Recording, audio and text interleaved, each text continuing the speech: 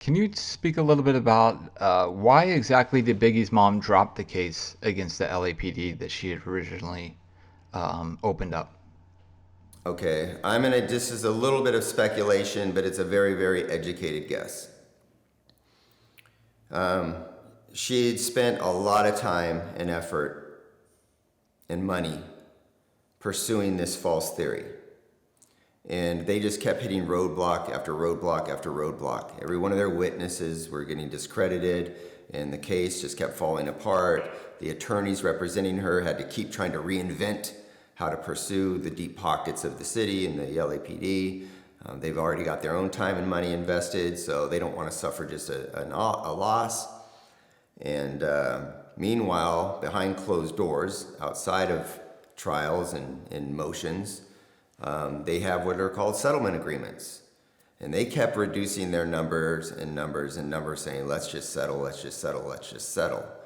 And the LAPD and the city of Los Angeles and their attorneys were like, ain't no way.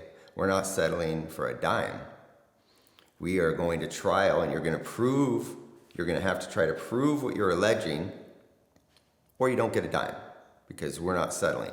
Now, for an agency to do that, they have to be extremely confident that they're going to win in trial. Because otherwise, you could just, now keep in mind, like this settlement number got down to $2 million. That's change compared to the original potential $400 million loss had the plaintiffs won the lawsuit, right?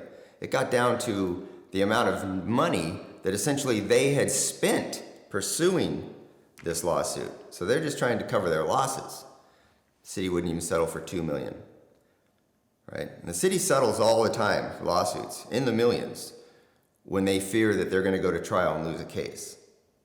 Now this trial, they're so confident that they're not going to lose, they won't settle for a dime.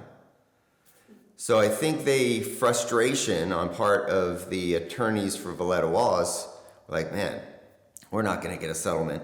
We're going to continue to have to spend our own money, time, and energy to pursue this thing, and it's falling apart. Our witnesses are shit.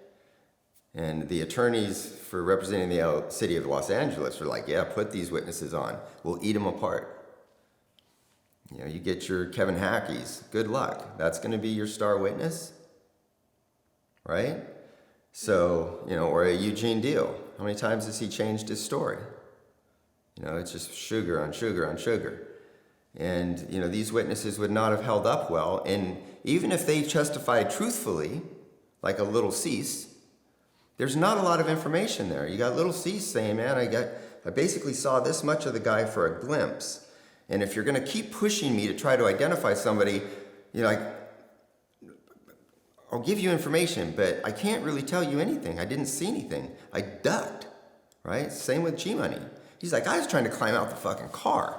He goes, when I looked over and I just saw the barrel of a gun, the first thing I tried to do was dive out of the car, but he couldn't get out because of his seatbelt. So G-Money's trying to get the fuck out of the line of fire, right? He's not sitting there like, let me get a good look at you, dude, right? This guy's firing bullets in his direction. Little Cease is in the back. He's just doing what anybody would do. You instinctively get out of the way if you can. Like, that's your first thing. It's like, fuck. That's what he did. He says, man, I saw a glimpse. I think I saw this. I think I saw that. But to be honest with you, I went into flight mode, which is your instinctive thing to do. So, if you put these guys on the stand, you put a Little Cease or a G-Money on the stand, they're going to testify truthfully, but there's not a lot there, is there? Right? No. What happened was they weren't going to get a settlement.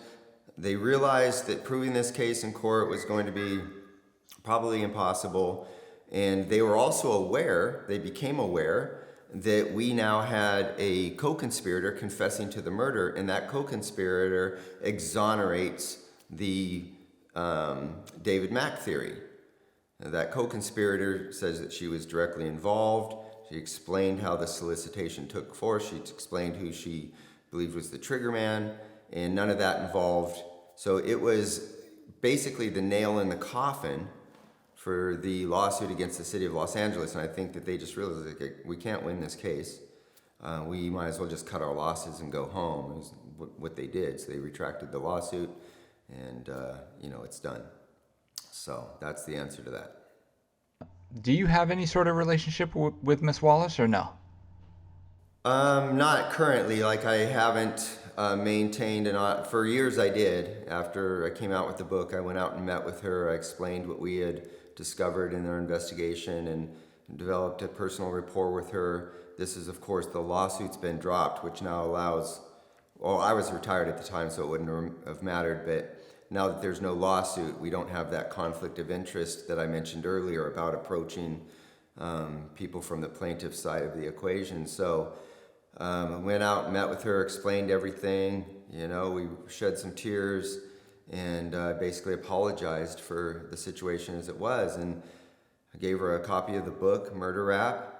And at some point in time, I don't know if it was how much later, but she had said to me, I believe everything that you wrote in your book. And, it's just an unfortunate thing that we didn't do a better job in bringing her son's killers to justice. And I stayed in touch with her. I would call, and I know there was a period where she wasn't doing very well, and we would just talk, and I would catch up. But then my partner Darren Dupree kind of took over that relationship with her, so he stays in touch with her and checks in on her. And if there's any developments in the case, I'm sure he would inform her. But I myself have kind of extricated myself from the relationship. Okay. I wish her nothing but the best. I mean, I've always said she's the second victim in all of this.